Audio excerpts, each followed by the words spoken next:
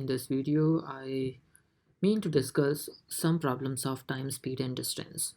Although we categorize it broadly under the work rate, however, I wish to discuss this topic separately because I've come across many students who especially face troubles with the problems of time, speed, and distance. To begin with this topic, the very first basic that we all are aware of or should be aware of is that the relationship between speed, distance, and time is given by speed is equal to distance over time. Now, this is one relationship that probably many of us are already pretty much comfortable with. However, it's important that we learn to use this concept, right?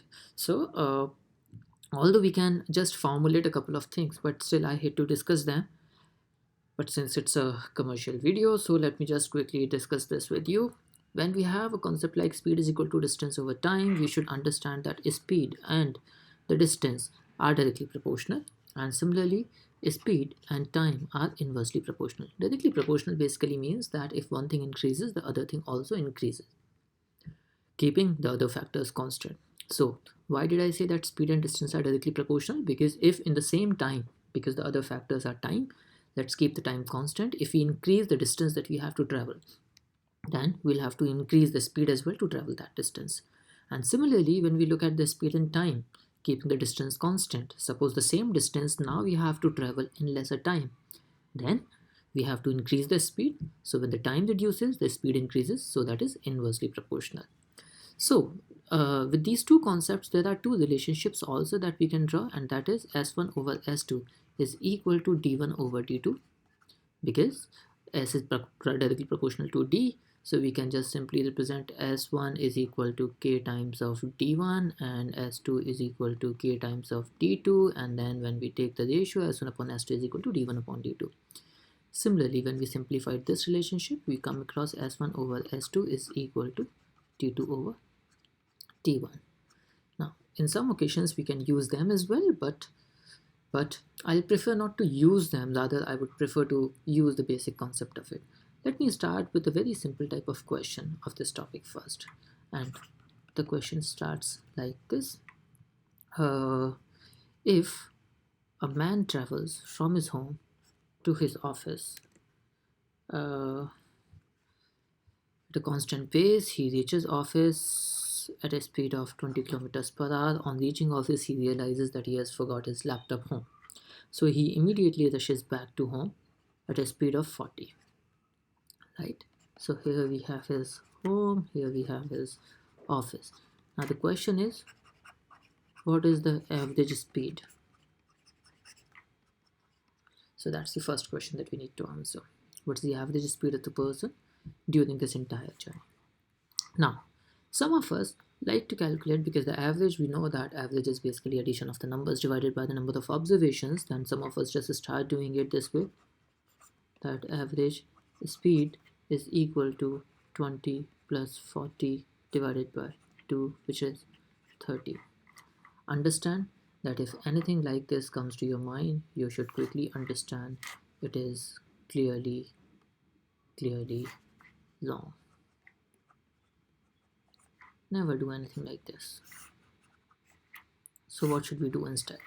So to answer this question, I'll take you more into the basics and then explain what we do to answer this question. Suppose if we say that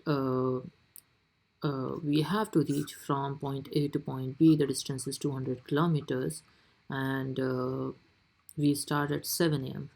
and then reach there at 12 a.m. 12 p.m. noon. Then what is the average speed we maintain? Then we quickly see that the average speed will be from 7 to 12. We have taken 5 hours. Then we calculate that the speed should be equal to 200 distance has been covered in 5 hours. So the average speed that we have maintained is 40 kilometers per hour. Understand from this basic principle that, see, during this entire journey, probably at any point of time, we may not have had the speed of 40 kilometers per hour, but still, while calculating the average speed, we simply did the total distance divided by total time. So that's where the basic principle comes from, that average speed is always equal to total distance divided by total time. So for this particular question that we have here, how do we use it? Let me quickly check. See, the question is we have to reach from one place to the other place at a speed of 20. So here the average speed will be, in a way, let's say the distance between these two places is d. So d was traveled while from home to office, d while coming back from office to home. The time taken in the two journey is time is equal to distance over the speed. So the distance was d and the speed was 20, and then time travel to come back was distance over the speed, and the distance was d and the speed was 40. Now we simplify this, we get 2d times 40 divided by 3d, d gets cancelled out and we get 80 over 3, and that is the correct answer of this question. So the most important concept that we learn from this discussion is that average speed is always equal to the total distance divided by the total time. That's what we should remember, and anytime when we have this thing we should be able to use it. Now some students try to remember this formula because in some books it mentions like average speed in such cases is equal to 2ab divided by a plus b. So using this also, where a and b are the speeds in to and fro journey. So for example, if you use this 20 40 divided by 20 plus 40, you again get the same answer, that is 80 by 3. But I like to discourage such formulas for the simple reason that if there is any change in the distance, then the formula will not hold good. This formula is useful only when the distance in both the ways is constant, whereas the average speed equal to total distance by total time is a concept that can be applied anywhere irrespective of what question are we confronting. Therefore, I believe that for the GMAT aspirants, it's important to understand the basic concept rather than just depending upon several formulas which are condition specific formulas. Right? So this was one type of question. There are two more types of questions, and those I'll be discussing in the next video. So you can just tune into the next video for that. Thank you so much for watching this, and you were watching Bhupendra Singh, the quant expert at GMATINSIGHT, solving these questions. If you like these videos, you can always like them. On GMAT Club, if you see them, you can always give them kudos. Thank you so much. Hope to see you in the next video.